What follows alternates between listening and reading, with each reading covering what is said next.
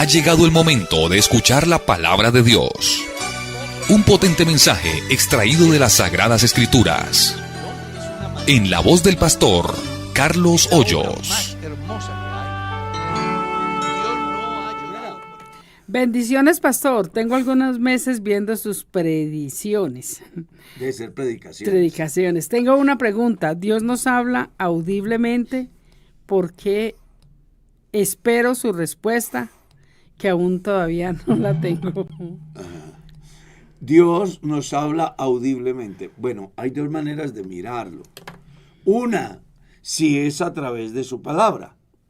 Dios me habla de manera audible cuando un predicador en un escenario transmite el mensaje de Dios. Esa es una manera. Dios hablando. Claro, Dios hablando. Y de manera audible. La otra, que puede ser la que ella tiene la inquietud, es si Dios se le acerca al oído y le dice lo que tiene que hacer o lo que va a pasar, como ocurre en algunos movimientos mal llamados cristianos, donde hablan acerca de la profecía, ¿no? Que entra el individuo al escenario, se le acerca a alguien y le habla al oído, diciendo que Dios dijo.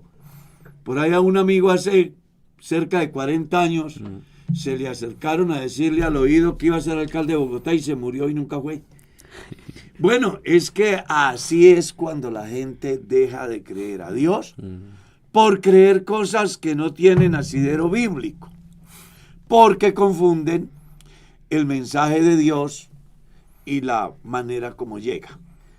Sea la ocasión para decirle a todos y cada uno de nuestros oyentes que la mejor manera de escuchar la voz de Dios es a través de su palabra. Es la palabra profética más segura. ¿Qué decir de aquellos que dicen que, no sé, que Dios le habló, o si Dios habla en cualquier momento del día, estando yo de pronto en mi cama, o de pronto sentado en el sofá, o de pronto de camino al trabajo y siento que Dios me habla? Hay personas... No, yo creo que ahí ya funciona más bien son la predisposición del individuo. Hay gente que inclusive se guía por sueños, por señales, porque me voy a rodear a orar para que Dios me diga qué tengo que hacer. Cuando lo que tiene que hacer ya Dios se lo dijo en su palabra. Es que vea, para que una persona viva su vida sin prejuicios de nada ni de nadie, que viva como dice la Escritura.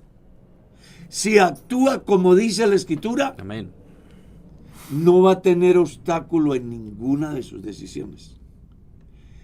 ¿Cuándo hay problema? Cuando yo me dejo llevar de situaciones donde quiero que las cosas se den como yo estoy pensando que se den y le adjudico a Dios cosas que Dios no está haciendo. Entonces las personas, pues la mejor manera de guiarse de una forma correcta es a través de la palabra de Dios. La Biblia es el manual completo. amén, Donde usted encuentra las respuestas doctrinales, emocionales, de amor, de sexualidad, de política, de geografía, de ciencia, que usted quiera. Entonces, las personas lo que debemos de preocuparnos mucho es por volver a la palabra. Aunque le tengo una noticia. En Estados Unidos hay un proyecto de ley, estaba mirando yo, que buscan declarar antisionista al Nuevo Testamento. Muy grave. claro. O sea que las cosas se van encauzando para que se vayan complicando cada día más las cosas. Pero mientras eso pasa, nosotros seguimos creyendo lo que Jesús dijo. Amén. El cielo y la tierra pasarán, pero mis palabras no. Amén. Sí, Amén, amén. Sigo yo, hermano Carlitos. Preguntan acá, pastor, Dios lo bendiga. Reclama su turno. Reclama su turno. Ahí Sigo no, yo, hermano Carlitos. sí, no me dejen a un lado. Salomón dijo que un muerto ya nada sabe. Pero Jesús en la parábola de Lázaro y el rico menciona que tienen memoria en la muerte, ya que el rico quiere que le prediquen a su familia. ¿Hay memoria o no hay memoria? Gracias, pastor, por su respuesta desde Puerto Rico. Claro. El interrogante es importante porque pues nos lleva a dar una explicación. Aclaro que al hacer esta explicación no es el pensamiento de la Iglesia Pentecostal Unida de Colombia, ni el presidente de la Iglesia. Es una manera de ver desde mi pequeño conocimiento. El caso del Evangelio de Lucas, donde se hace alusión del rico y de Lázaro, es lo que el ser humano prevé desde antes de partir. No sé si algunos habrán escuchado decir, por ejemplo, a gente joven, estoy viviendo un infierno. Sí. La pregunta es, ¿está en el infierno? No, es un estado. Cuando el hombre muere, termina la memoria, terminan las recompensas, los elogios, porque también dice la Biblia, es mejor perro vivo que león muerto, porque los que viven saben que van a morir, los muertos nada saben y tienen más paga por su trabajo. Su odio y su amor son puestos en el olvido. La oración del salmista era, sáname porque en la muerte no hay memoria. Eso es lo que dice la Biblia. ¿Por qué la parábola muestra que sí hay memoria? Bueno, porque es que el individuo desde antes de partir sabe que le espera. No sé si a algunos les habrá sucedido aquello que llaman pesadillas, que pasan noches completamente complejas y que son el resultado de la vivencia del día anterior. Se han acostado y están viviendo una tragedia cuando no la están viviendo. Bueno, a eso es a lo que se refiere el Evangelio de Lucas. Cuando el hombre muere, sabe qué lugar le espera. Y se va con ese presentimiento, sea de bienestar o de tragedia. Y así pasa su sueño hasta que llegue el momento de la resurrección. En ese sueño, donde él va a partir, sabe que tuvo las oportunidades y nunca las aprovechó. Sabe lo que le espera a su familia y nunca hizo nada por abrir un espacio para que llegara el mensaje de Dios. Pues en esa pesadilla que se llama sueño de la muerte hasta la resurrección es que se refiere la Escritura. Recuerda, el infierno como el cielo son proyectos de Dios que no han sido estrenados. La Biblia dice, nadie subió al cielo sino el que descendió del cielo, el Hijo del Hombre que está en el cielo. Nadie ha subido al cielo. Tampoco nadie ha ido al infierno. Según San Mateo capítulo 25, verso 31, el infierno es la cárcel de Dios para el demonio y sus ángeles. No ha sido estrenado porque inclusive la iglesia está aquí todavía. En consecuencia, no se ha dado la semana 70 de Daniel. Y por supuesto que el juicio de las naciones no ha llegado. Y quienes van a estrenar el infierno son las naciones que trataron mal al pueblo de Israel, a quienes se les dirá, id malditos al fuego eterno, preparado para el demonio y sus ángeles. Entonces eso debe quedarle claro. Es un estado. El seno de Abraham y el Seol en el Evangelio de Lucas es un estado, no es un lugar. Amén. Bueno, pastor, tengo una pregunta taquillera. Dice, pastor y mesa de trabajo, bendiciones. Tengo una situación que se está presentando en mi congregación. La situación es la siguiente. La esposa del pastor ha tomado una postura de mando.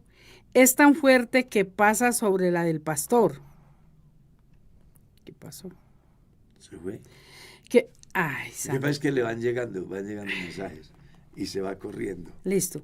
Es tan fuerte que pasa sobre la del pastor. Es tan complejo el problema que ella decide quién sirve y quién no en la iglesia, ni de las directivas. No se tiene en cuenta la junta local ni nada.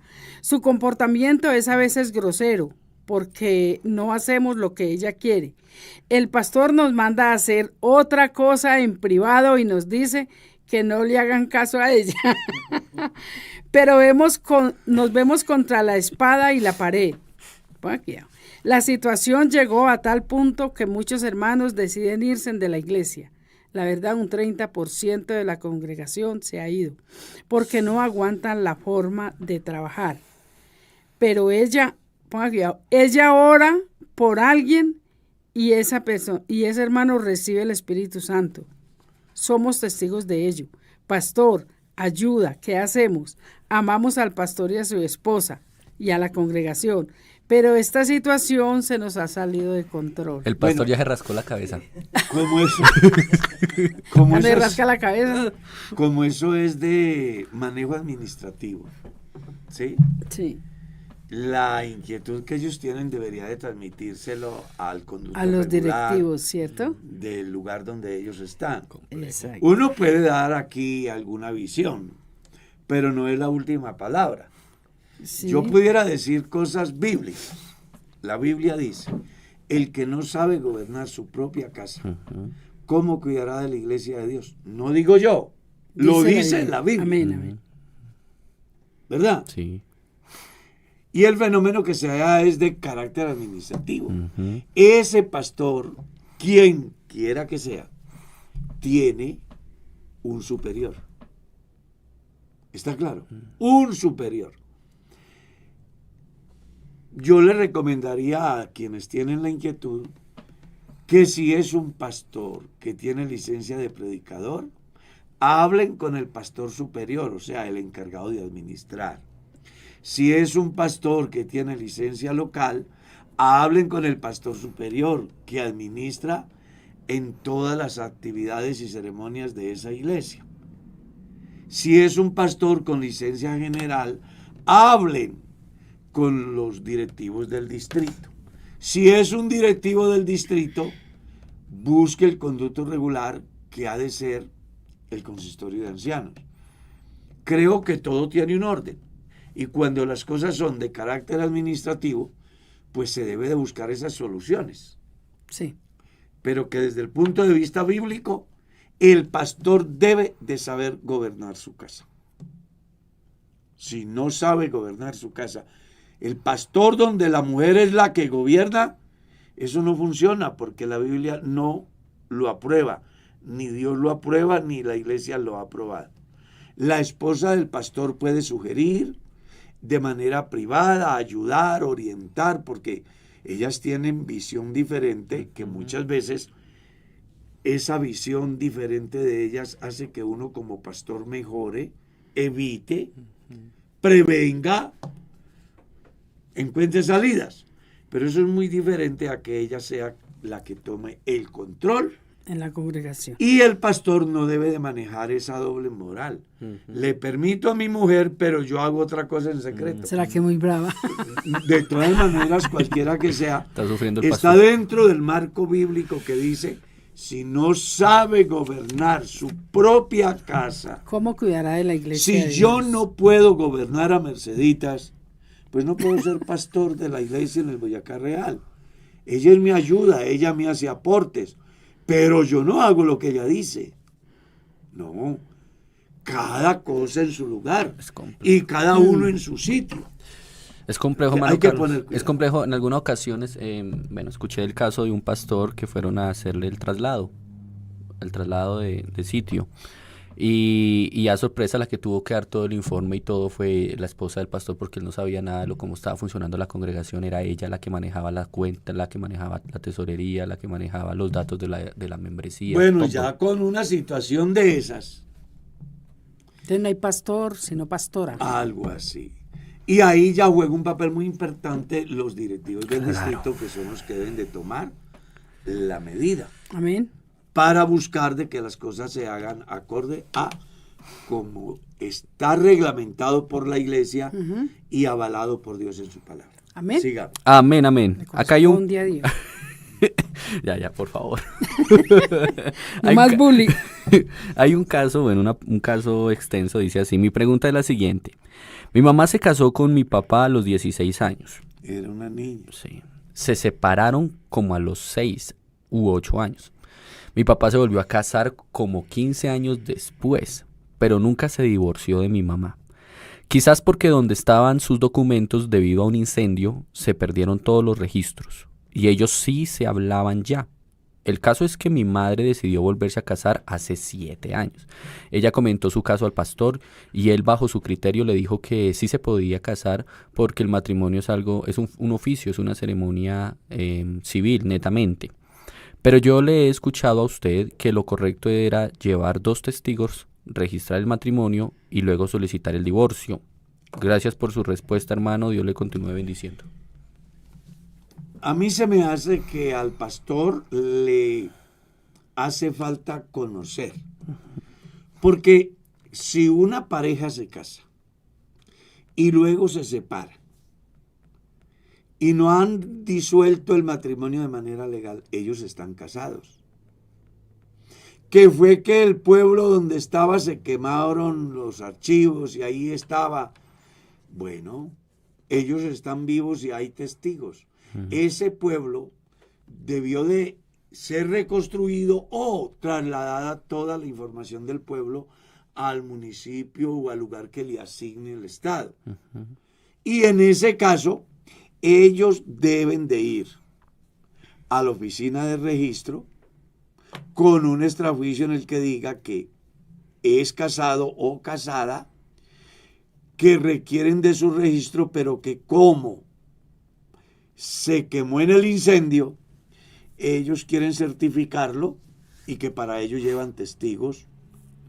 Y entonces el ente del Estado pues va a emitir sin duda alguna el documento en el que diga que Julano y Julana de tal se casaron en el pueblo de Morroplancho, pero que no existen documentos en razón a que el pueblo se quemó, pero que ellos han asistido y bajo juramento han dicho que están legalmente casados. Una vez que eso se da, pueden expedirle el certificado de registro de matrimonio e iniciar un proceso legal para que así ambos puedan ser libres del compromiso que tienen según la ley. Entonces, el hecho de que un pastor o un líder, cualquiera que sea, diga que una pareja puede volverse a casar porque eso del matrimonio civil es solamente un formalismo, pues eso es grave. Sí, porque la Biblia dice si que eso llega a manos de los directivos de la iglesia, el pastor es sujeto posiblemente hasta de una destitución. Creo que explorarán, mirarán, si le orientan para que no vuelva a pasar. Falta conocimiento. No sé, hay tantas cosas que se pueden dar, pero está en manos de la decisión del superior. Si el superior tomara la decisión de suspenderlo, no estaría haciendo nada malo el superior.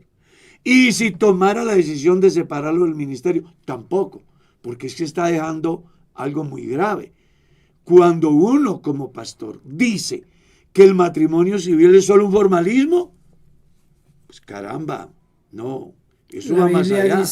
La Biblia dice eso va más allá. Que es por la ley. Claro, la iglesia tiene un departamento muy importante al cual pues se debe de acudir. Y además la iglesia tiene un concordato con el Estado donde inclusive hay pastores que tienen la investidura para oficiar ceremonias con efectos civiles. Y se le exige al pastor, es tan serio esto, que el pastor tiene que apersonarse, responsabilizarse de que el registro de los individuos quede en la notaría pública. Sí. Entonces La responsabilidad. no, es muy grande, eso no es así. Es más serio de lo que se piensa.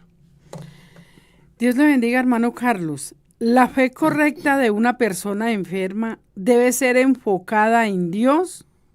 No, debe ser enfocada en que Dios le sanará o en que puede ser sana. Yo creo que la fe de los enfermos siempre es grande porque nadie quiere morirse, ¿no? Pero la fe del creyente que conoce a Dios no debería de ser ni que me sane, sino que Dios haga su voluntad. Yo creo que Dios sana, pero si Él no quisiera sanarme, por más que yo crea, pues no voy a ser sano. Las personas que acudimos a Dios en los momentos difíciles, no deberíamos de imponerle a Dios, sino más bien de poner en práctica el Padre nuestro. Hágase su voluntad. ¿Ya? ¿Cómo lo entendió el leproso? Señor, si tú quieres, puedes limpiarme. Entonces, yo tengo fe que Dios es mi sanador. Sí. Pero no debo de pensar que porque Él es mi sanador, me tiene que sanar. Lo que yo debo pensar es, Señor, si es tu voluntad. Y hay un ejemplo en la carta a los Corintios. Pablo oró para que Dios lo sanara. Y 3 veces le dijo Dios, no, bástate mi gracia. La enfermedad es parte de la vida. Casi siempre tiene una causa. Y yo debo de entender cuando Dios me dice sí y cuando Dios me dice no. Y eso no debe de variar mi sentimiento de fe o mi posición de fe, sino más bien de entender la soberanía de Dios en las decisiones relacionadas con mi salud. Amén. Amén. Mano Carlos, mire. Mano Carlitos, ¿qué sucede? Dice que sucede. Si un creyente, un hermano extranjero, tiene 2 novias acá en Colombia. A las 2 les envía chocolatina. Bueno, yo iría más cerca. Aquí en la misma congregación hay quienes tienen 2 novias. No entiendo. ¿Qué sucede con un hermano así? Que se sabe que tiene 2 con novias, el hermano, pero ninguna de las 2, obviamente. Con el hermano, lo único que sucede es que no es cristiano. Exacto. No es cristiano. Y con las hermanas, que dejen de ser simples. ¿Sabe qué quiere decir simple? ¿Sí sabe? No. El simple todo lo cree. ¿Cómo así? Eso dice Sí, Salomón. le tiene el oído. Sí, le tiene el Eso oído. es lo que dice Salomón. El simple todo lo cree. Ajá.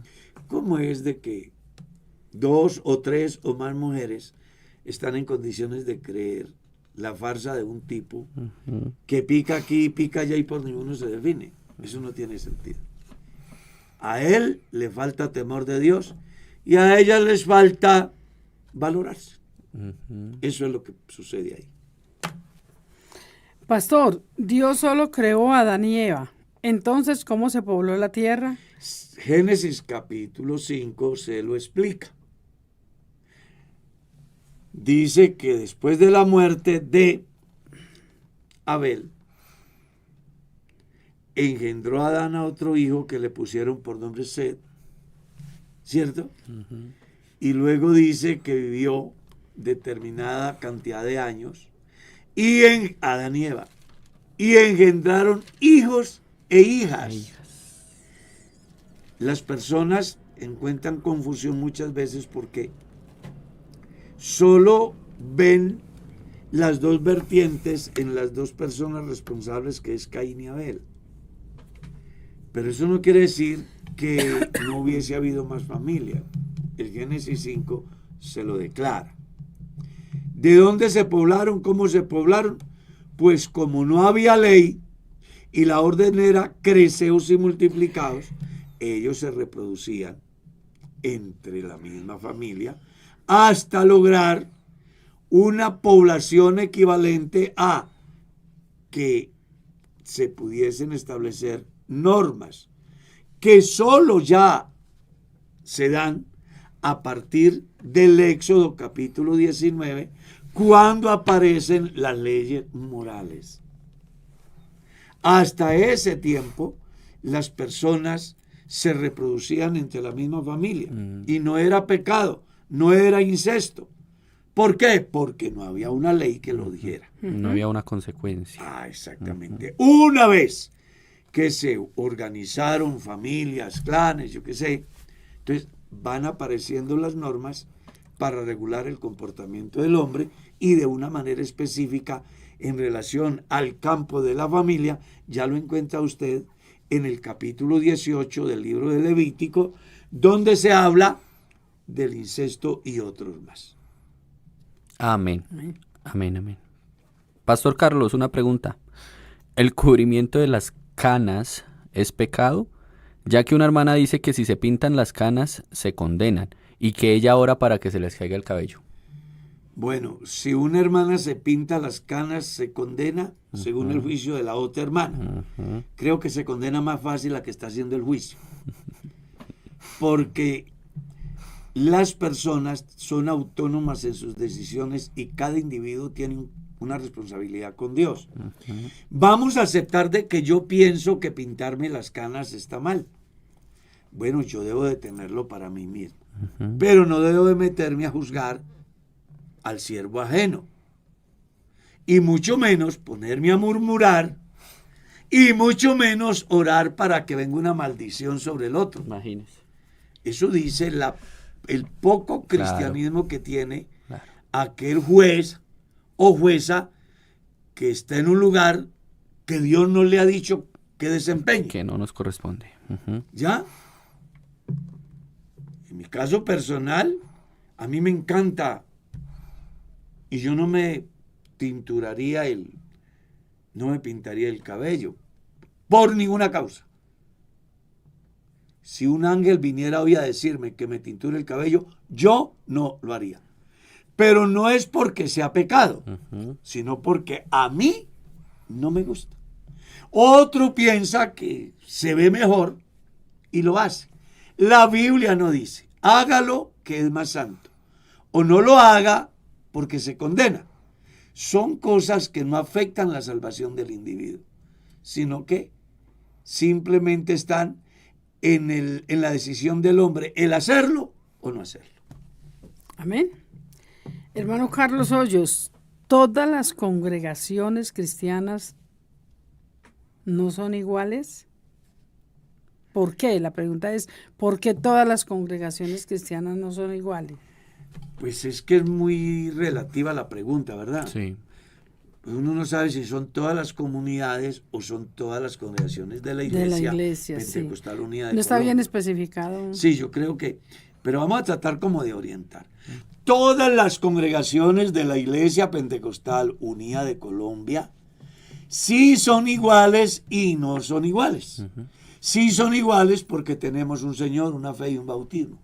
No son iguales porque no estamos ubicados en la misma periferia o porque en tamaño o en el manejo doctrinal del que lidera no es el equivalente al del otro.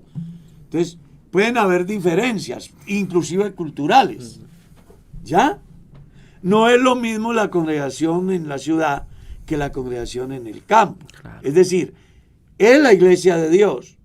Pero cuando un pastor, por ejemplo, de una ciudad es trasladado a una vereda, pues él se va a encontrar con un choque cultural muy tremendo. Claro.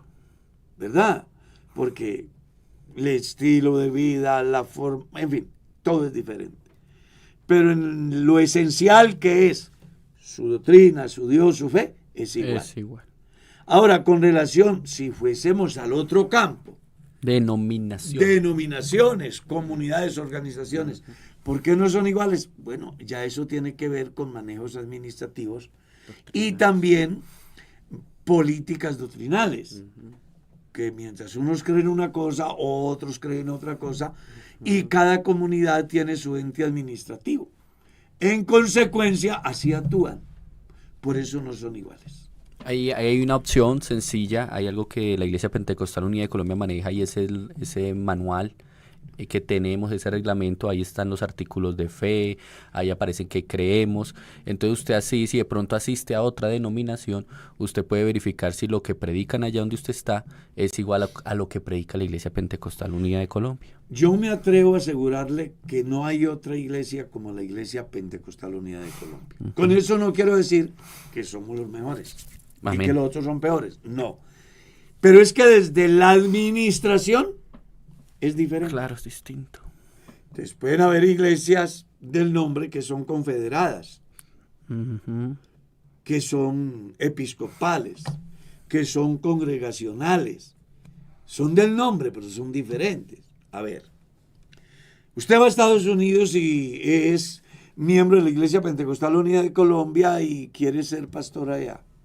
Va a la UPC y paga una franquicia. Como Frisbee aquí le vende franquicia a cualquiera. Entonces ya paga $300 y lo vinculan a su sistema, tiene la cobertura. ¿Ya? Pero él es autónomo, él puede tomar sus propias decisiones en el campo de la predicación, de la administración, de presupuestos, todo eso. Nuestra iglesia es diferente, porque el corte de nuestra iglesia es más bien episcopal. Entonces, aquí hay una estructura administrativa que comienza con Cristo, que es la cabeza, la iglesia, que es la comunidad, sus delegados, que son los pastores, los cuales a su vez delegan la autoridad en el honorable consistorio de ancianos, y que luego las comunidades, como están divididas por distritos, nombran sus propios directivos u administradores distritales. Entonces, por eso es diferente. Aquí no hay nadie que sea rueda suelta. Por eso el reglamento tiene inclusive normas disciplinarias. Y existe, aunque el pastor es autónomo en su congregación, tiene veedores, que son los directivos. O sea, aquí nadie es rueda suelta. Las comunidades que son congregacionales, que son confederadas, ellos hacen lo que quieren, porque al final ellos simplemente cumplen con una franquicia cada año a la comunidad principal, pero ellos pueden hacer lo que quieran. Y por eso nacen, crecen, se reproducen y mueren sin ser trasladados, por ejemplo. Amén. O que sus hijos heredan la iglesia. Entonces sí hay muchas diferencias. Amén. Aunque digan que son del nombre. Ayúdenme como a discernir o a entender la pregunta. Si la Biblia dice que a los discípulos son 12 y en lugar de Judas se escogió a Matías en lugar de Pablo, ¿cuál es ya que él ha sido llamado apóstol? La respuesta es muy subjetiva. O sea, La verdad, yo no he entendido todavía bien la pregunta. Yo sí la entiendo. La persona dice, si Matías es el sustituto de Judas, ¿a quién sustituyó Pablo? Es más o menos la pregunta. ¿Sí? Entonces, para uno dar esa respuesta, bíblicamente no se puede dar. Porque no existe en la Biblia un texto que diga que el reemplazo de X apóstol fue Pablo. No. No hay. No lo hay. Entonces, existen corrientes de pensamiento Sí, en ambos campos, posturas, conceptos. Que cuando hablamos de posturas o conceptos, entonces estamos hablando de la subjetividad. Exacto. Uno puede ser objetivo al máximo, pero siempre tendrá que ser subjetivo. Y en ese caso, yo quiero ser objetivo, pero me toca ser subjetivo. ¿Cómo es eso? Bueno, desde mi pequeño conocimiento, no es la norma de la Iglesia Pentecostal Unida de Colombia. Yo, Carlos Hoyos, como quien ha alcanzado la misericordia de Dios para ser salvo, pienso yo que las suertes que se manejaron en esa cultura nunca tuvo fines económicos, nunca tenía fines para definir la santidad o el derecho de alguien a ejercer una posición de orden eclesiástico. La suerte se echaba cuando había de por medio un juicio sobre un presunto culpable. Y el tribunal, no encontrando ni prueba suficiente para condenarlo, ni prueba suficiente para declararlo inocente. Entonces ellos, perdonen la palabra, se lavaban las manos diciendo, yo no voy a condenar ni voy a salvar a nadie. Vamos a echar la suerte delante de Jehová. Entonces por eso es que Salomón decía, la suerte se echa en el regazo, pero de Jehová la decisión. Entonces por eso es que ustedes leen en Apocalipsis, al que venciere le daré unas piedrecitas blancas. O sea, de una vez lo declara ¿qué? Inocente. Porque se echaban en la mochila o en el recipiente o en la vasija, como usted le llame, en la cultura donde usted viva, piedrecitas negritas y blancas, y cada piedrita tenía pues un sentido.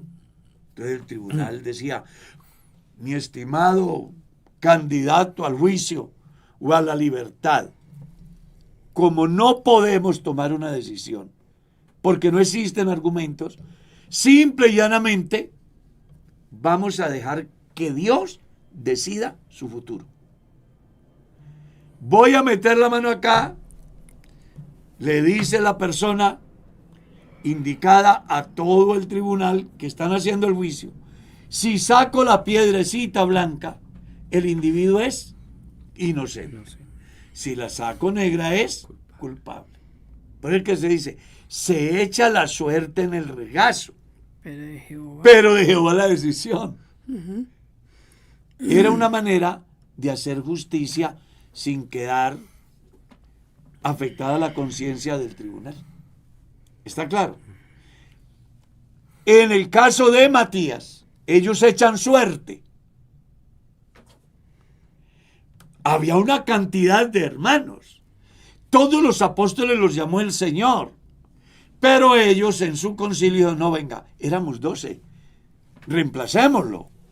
Porque ya no está aquí Judas. Entonces han reunido un grupo de hermanos temerosos de Dios, de los que estuvieron con los apóstoles y con Jesús en el tiempo de su ministerio, para que uno de ellos reemplace a Judas. ¿Qué pensarían ellos? Si lo hacemos por dedocracia, hay inconformidad en los otros porque no me metieron en el comité. ¿Ya? Discrimina. Entonces, hagámoslo por suerte. Es muy posible que eso, estamos hablando de un supuesto, de un concepto que yo estoy dando acá. Es muy posible de que eso no haya sido avalado por Dios. Hay argumentos. Uno, se menciona el día del nombramiento, nunca volvió a aparecer. No volvió a aparecer Matías. Entonces, la otra corriente con respecto a Pablo es que Pablo es el verdadero sustituto de Judas. ¿Por qué? Porque a Pablo lo llamó el Señor. Tuvo su encuentro personal. Una cosa es la decisión de un concilio. Otra cosa es el llamamiento directo de Dios. Y que entre otras cosas fue reconocido por los apóstoles. Sí. El mismo Pedro dice que el apóstol Pablo es una figura destacada dentro del ministerio, donde hace unas exposiciones tan profundas que ellos no están en condiciones de entender, y que inclusive se aprovechan los indoctos para torcerlas, como también las otras escrituras, para su propia perdición. Entonces, hay una vertiente que dice que Judas es el resultado del apresuramiento de un grupo, otros que piensan que el verdadero apóstol sustituto de Judas es Pablo. Pero ¿son qué? Conceptos. La Biblia no dice Judas sí, Matías sí es apóstol o no es. Los apóstoles lo escogieron. Pero el caso de Pablo sí fue escogido directamente por Jesús. El que el uno o el otro sea el verdadero sustituto ya queda en discusión. Cada uno mirará cómo lo ubica. Pastor, hay una pregunta sobre las primicias de ganado. Dice, porque un hermano me dijo que él no compraba vacas sino machos. ya que si tenía 20 vacas paridas, le tocaban 20 crías. 20 crías, y yo le escuché a usted decir que de una tienda uno da primicias una vez hasta que cambie ya la tienda. Explíqueme, por favor, Dios me lo bendiga. Pues hay dos cosas que son muy interesantes, ¿no? Pienso que la persona que solo se le ocurre comprar machos para no dar primicias, pues no sé qué tan bien le vaya, ¿no? Ojalá que le vaya bien. Ni más faltaba que le deseáramos aquí lo malo. Pero sí se me hace de que la persona tiene una visión muy diferente a la que debe tener los cristianos. Ahora, si él directamente se dedica a ganado de engorde, eso es otra cosa. Pero que no lo haga con la predisposición de no dar lo que Dios dice que debe dar. ¿Está claro? Amén. Eso es lo que puedo decir. No puedo decir más nada. Amén. Amén. Le toca bien. Mire esta pregunta. En una congregación, los hermanos, mediante sus actitudes, comportamientos y comentarios, dan a entender que no quieren más al pastor. Que no quieren más al pastor. ¿Sí? Con sus actitudes, con sus comentarios, con sus comportamientos, dan a entender eso. Es más, ni quieren diezmar ni ofrendar. ¿Qué opina usted, pastor? ¿Qué se puede hacer en este caso? Que a esa congregación se le ha olvidado que el ungido de Dios hay que respetarlo, independientemente de la coyuntura que se esté viviendo. Es muy similar a lo que pasó con David y Saúl. David sabía que Saúl no era ya rey. Es decir, que él era el rey. Exacto. David sabía que ya era ungido como rey. Pero Saúl estaba vivo. ¿Pudo matar David a Saúl? Claro, sí. Claro. ¿Por qué no lo mató? Porque era el ungido. Exactamente. Dios lo puso, Exacto. Dios lo quita. No yo. Cuando un pastor es puesto en la congregación, tiene una investidura dada por Dios a través de la imposición de las manos del presbiterio. Amén. Esa persona se tiene que respetar. Y el hecho de que tenga actitudes que no concuerden con mi visión, con mis proyectos, con mis ideas, no lo descalifica para que la iglesia asuma una postura contraria, hasta negarle el derecho de comer y beber. Creo que ahí está mal esa comunidad. Ellos, en vez de tomar esas medidas por su propia cuenta, deberían de leer la parábola del trigo y de la cizaña. ¿Qué dijeron? ¿Quieres que vamos y arranquemos la cizaña? ¿Y qué dijo el dueño? No, porque tratando de arrancar la cizaña, ¿arrancan qué? Todo. El trigo. Deje que crezcan, que viene el día de la siega. Y él se encarga de decir qué es trigo y qué es cizaña. Cuando los cristianos, las comunidades, buscan resolver los problemas por su propia cuenta, se les olvida que hay un orden institucional que, entre otras cosas, está muy bien estructurado, por medio del cual se pueden solucionar esos casos. Como, por ejemplo, acudir al conducto regular, no a manera de juicio ni de sanción, sino de orientación. Una cosa es que yo vaya donde mi superior le diga, es que el pastor Diego hace, dice, actúa, compra, vende. Otra cosa es, hermanos directivos, yo soy miembro de la iglesia donde el pastor Diego y tengo una inquietud, necesito que ustedes me orienten, porque puede ser que yo estoy equivocado. Pero mi visita tiene un fin, y es ayudar al pastor y ayudar a la congregación. Dentro de mi comunidad está pasando esto y esto y esto. Desde mi visión, me parece que no está bien, pero yo estoy aquí para que usted, si yo estoy equivocado, me ayuden, quiero ser salvo. Y si el pastor está equivocado, por favor, ayúdenlo, porque amamos a nuestro pastor. De esa manera podemos solucionar las cosas, no haciendo justicia por mi propia cuenta, porque casi siempre me equivoco. No en vano está escrito, no os venguéis vosotros mismos, dad lugar al justo juicio de Dios. Hay un ejemplo en la Biblia. El dueño de la propiedad se ha ido y le ha entregado la hacienda a unos señores para que la administren. Viene un momento en el que ellos hacen y deshacen. ¿Y qué pasa cuando el Señor viene? Le pide resultados a los encargados de la viña.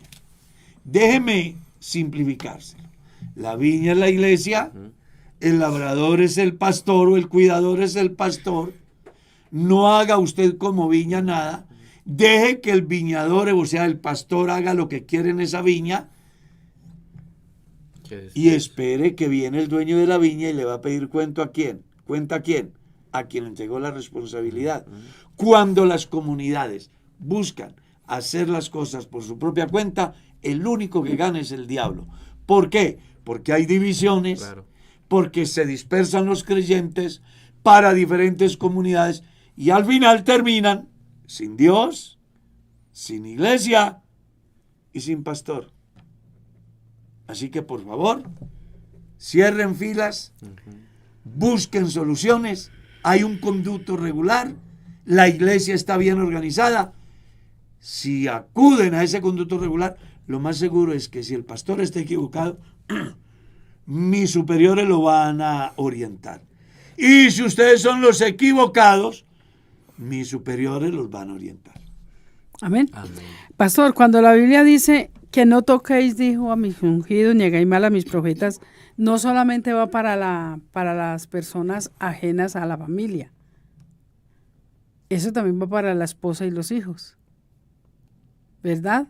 Pero entonces, porque uno se da cuenta de que hay hijos y esposas que no respetan a su esposo, como pastor, como... Entonces vamos a hablarlo así, familia pastoral. Exacto, okay. Sí, porque me han llegado varias inquietudes y entonces quisiera que hablara acerca de ello.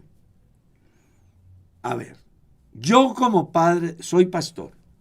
Mercedita es la esposa del pastor. ¿Ya? La responsabilidad cae sobre el pastor. Aclaro, dentro de la estructura administrativa de la iglesia, el responsable es el pastor. El pastor. Y por eso era que Pablo le decía a Timoteo que si yo como pastor no sé gobernar la casa, pues no puedo gobernar la iglesia de Dios. Dejando ver que en este caso el ungido es el pastor. Nada tiene que ver ni la esposa ni los hijos en ese campo. Porque yo puedo tratar de encauzar todo para bien, pero mis hijos crecen y toman sus propias decisiones. Y el hecho de que sea hijo de pastor no quiere decir que es ungido. Es un coequipero del pastor si actúa bien acorde a los valores cristianos. Pero puede ser un adversario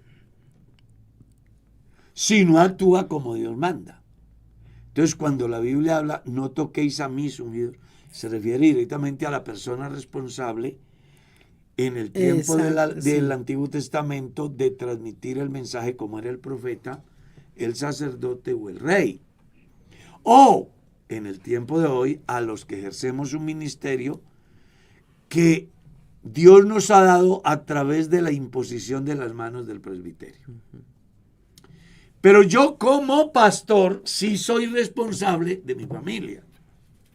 Entonces, por eso la exigencia es que gobierne bien su casa. Y explica la razón. Si no sabe gobernar su casa, ¿cómo cuidará de la iglesia de Dios? Un pastor ungido por Dios, pero que no sabe gobernar su propia casa, no debería de ser pastor. Eso es pues lo que dice la Biblia. Si no sabe gobernar su propia casa, ¿cómo cuidará de la iglesia de Dios? Soy pastor, mis hijos son borrachos, son drogaditos, son ladrones, son traficantes de armas.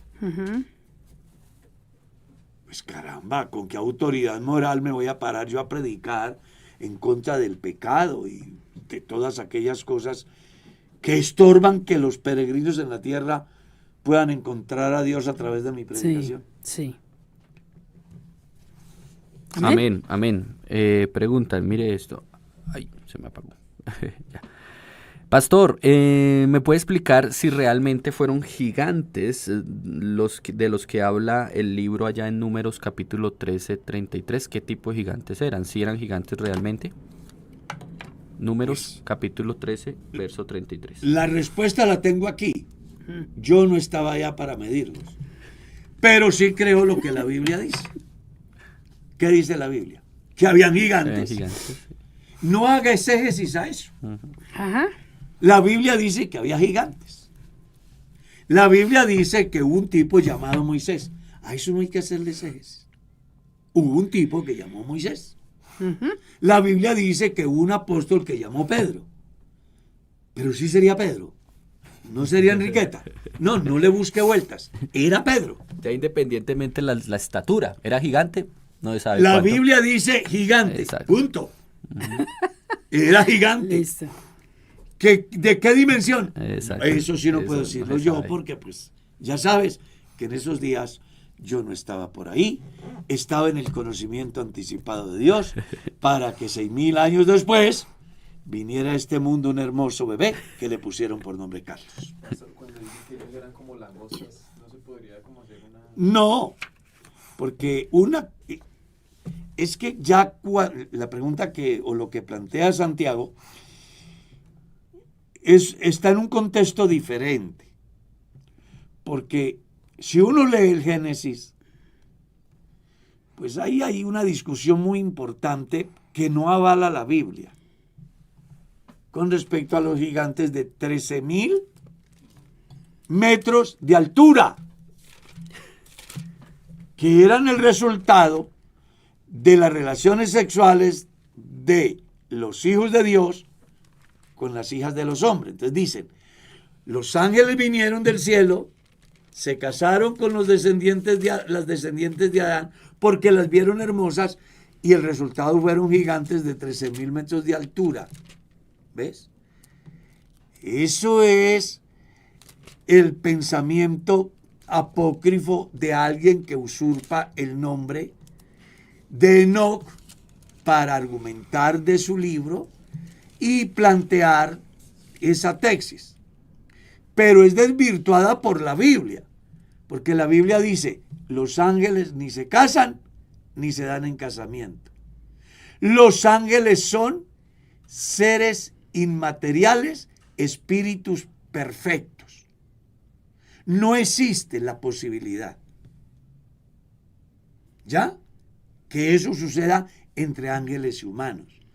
Y si no existe la posibilidad de un matrimonio entre ángeles y humanos, pues tampoco existe la posibilidad de la reproducción.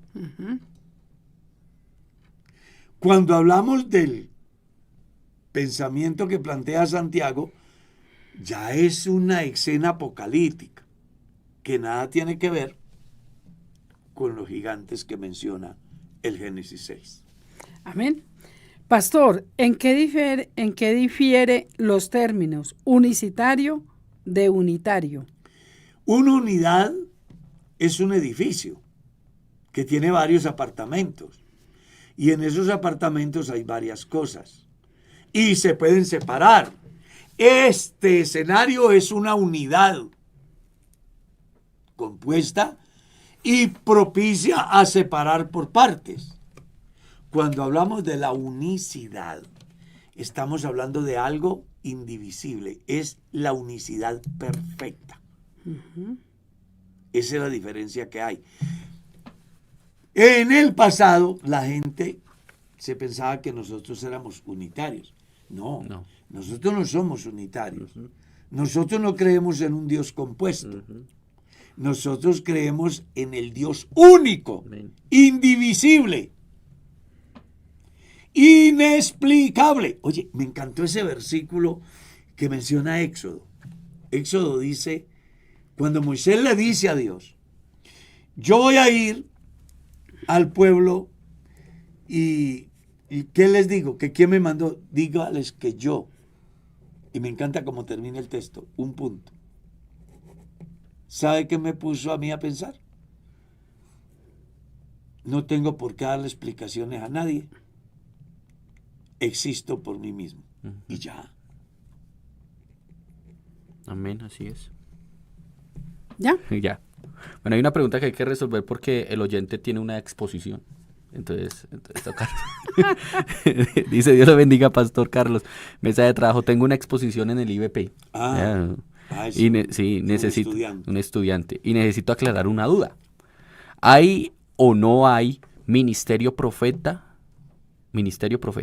¿O solo hay don de profecía? Algunos dicen que el ministerio profético ya terminó. Otros dicen que solo hay don. Necesito esa aclaración. Lo que yo le voy a plantear es de una visión conceptual.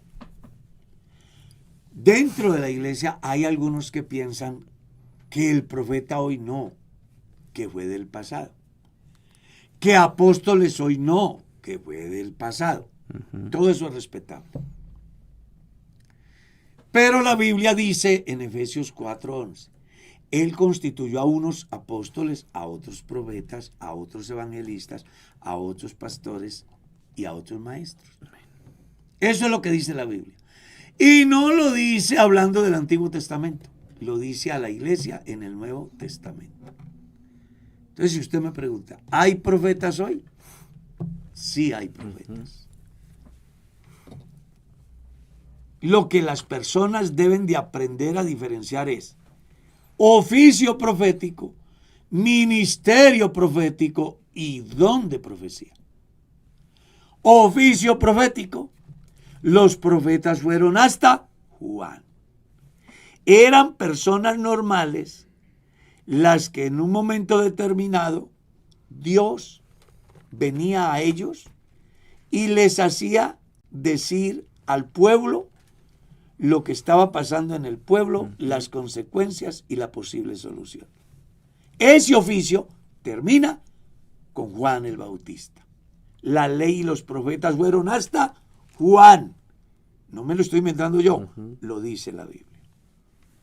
Luego viene el don de profecía, que tuvo un muy importante desempeño en el primer siglo, donde no existía una hoja de ruta escrita para la gente salva en el Nuevo Testamento por gracia.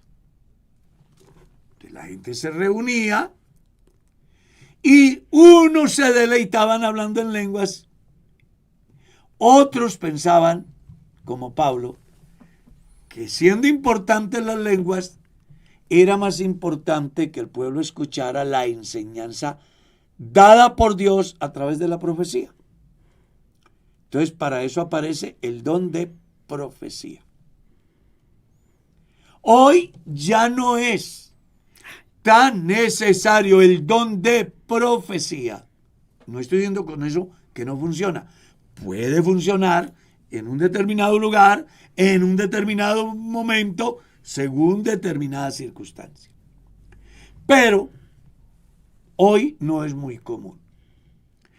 Existe el ministerio profético, que es diferente al don, que es diferente al oficio.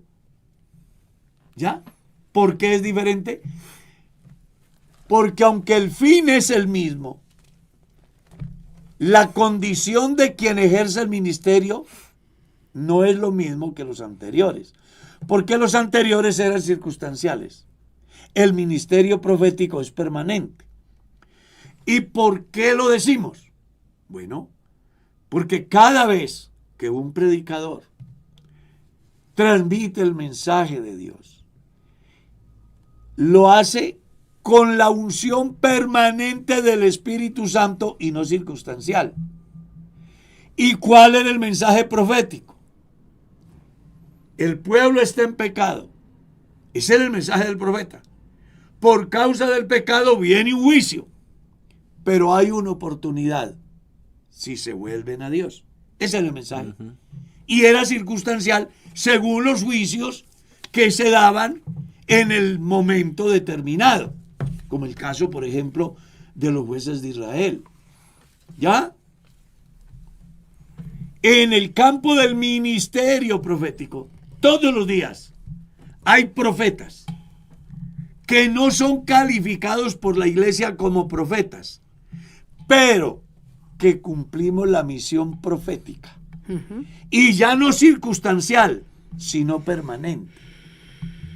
¿Qué pastor puede vivir un día, un minuto, un segundo sin el Espíritu Santo? Ninguno. En el oficio profético sí. Ellos daban la profecía y se volvían a cumplir sus labores normales.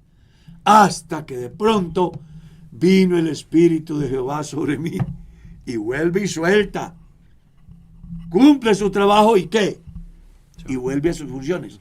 El predicador de hoy es un profeta que está a las 24/7, dependiendo del momento y lugar, transmitiendo el mensaje de Dios acerca del pecado del pueblo, las consecuencias del pecado y la posible solución. Amén. Entonces recuerda, hay oficio profético, hay don de profecía y hay ministerio profético. Aclaro, esa es la visión que un pastorcito como yo tiene. Otro piensa diferente, yo respeto. Hablo así porque sé que el manejo conceptual no va a afectar para nada la salvación de nadie. Son conceptos, cada uno lo mirará, hará su juicio y debe de tener la madurez suficiente para fijar una posición como la que fijo yo ya. El tiempo se acabó. Nos vamos.